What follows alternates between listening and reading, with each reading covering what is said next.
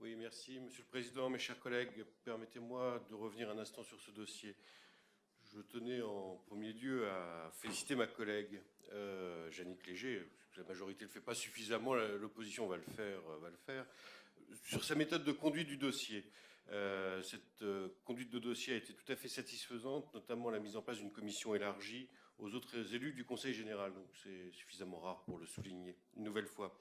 Un seul regret, nous étions que 2 élus présents lors de la présentation aux partenaires de ce PTI, le 5 février dernier, alors que cette politique représente quand même 64 millions d'euros sur 238 millions d'euros du budget solidarité du département, quand même très peu d'élus pour un si gros investissement.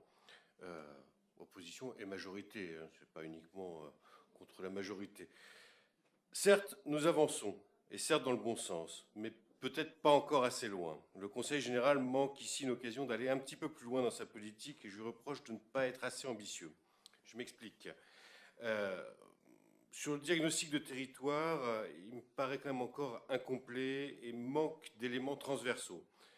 Connaissons-nous réellement le contexte départemental, catégories socio-professionnelles représentées, niveau de vie, tissu entrepreneurial, mobilité des populations, Jeannick en a parlé sur la mobilité, niveau de formation, employabilité, principale activité en termes d'effectifs, évolution de l'emploi salarié, quid du secteur agricole. Ce travail en amont, il a eu lieu, mais il n'a pas fait l'objet d'un diagnostic local partagé. À partir du moment où le constat est partagé sur chacun des territoires, il est plus facile d'avancer dans la bonne direction. Le principe de sectorisation également du territoire m'aurait semblé plus juste, car les besoins sont différents. Par exemple, entre le canton des Andelys ou celui de Lyons-la-Forêt et celui d'Évreux ou de Pont-de-Mer. Le PTI doit être, à mon sens, décliné territorialement, faute de quoi nous serons rapidement dans l'impasse, eu égard aux grandes disparités de nos territoires.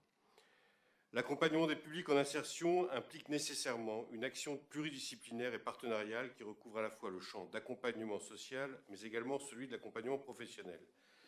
L'action du département doit porter également sur la coordination des interventions des territoires en favorisant la synergie entre les actions des acteurs de l'insertion et les finalités respectives. Depuis la mise en place du RSA, la finalité du dispositif a été réaffirmée dans le sens d'un retour à l'emploi des publics en insertion, le parcours, les actions d'accompagnement et l'intervention des acteurs devant tendre vers cet objectif. J'aurais pour ma part, dans la rédaction des fiches actions liées aux priorités 3, 4 et 5, préféré voir renforcer le département dans son rôle de chef de file de la politique d'insertion plutôt que de voir afficher la juxtaposition des engagements de nos partenaires.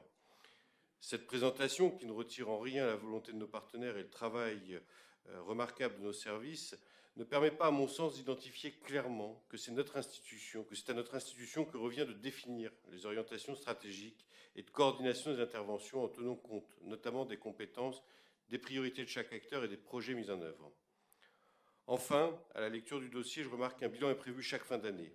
Tout dispositif ne peut fonctionner correctement que s'il est évalué. Mais pourquoi ce bilan est-il réalisé par les acteurs eux-mêmes? Pourquoi une auto-évaluation? Il eût été préférable que l'évaluation provienne d'un cabinet extérieur, d'une tierce expertise, même si le coût financier d'une telle évaluation n'est pas la même, bien entendu. Par ailleurs, j'insiste sur ce point, il est indispensable de vérifier l'efficience de nos dispositifs en matière d'insertion. De fait, dans un monde où il devient de plus en plus difficile d'obtenir un emploi, alors même que l'on ne se trouve pas en situation dite d'insertion, et alors que l'argent public devient de plus en plus rare, il nous faut un certain degré d'exigence dans le suivi longitudinal de nos bénéficiaires. Ce suivi n'est pour le moment assuré que devant les commissions pluridisciplinaires, qui ne comportent en leur sein que peu d'élus et pas de représentants des bénéficiaires, même si j'entends les propositions qui sont faites d'élargir aux bénéficiaires par la suite, comme ça existe dans d'autres départements. Pour finir, nous voterons bien sûr en faveur de ce projet. Le groupe Heure Avenir souhaite avant tout que le département agisse dans l'intérêt de tous les Eurois. Il est donc permis à ce titre à notre collectivité d'insister sur le contrôle de cette politique d'insertion afin que celle-ci ne soit pas injustement perçue comme une politique d'assistanat, mais comme une réelle aide à ceux qui en ont le plus besoin.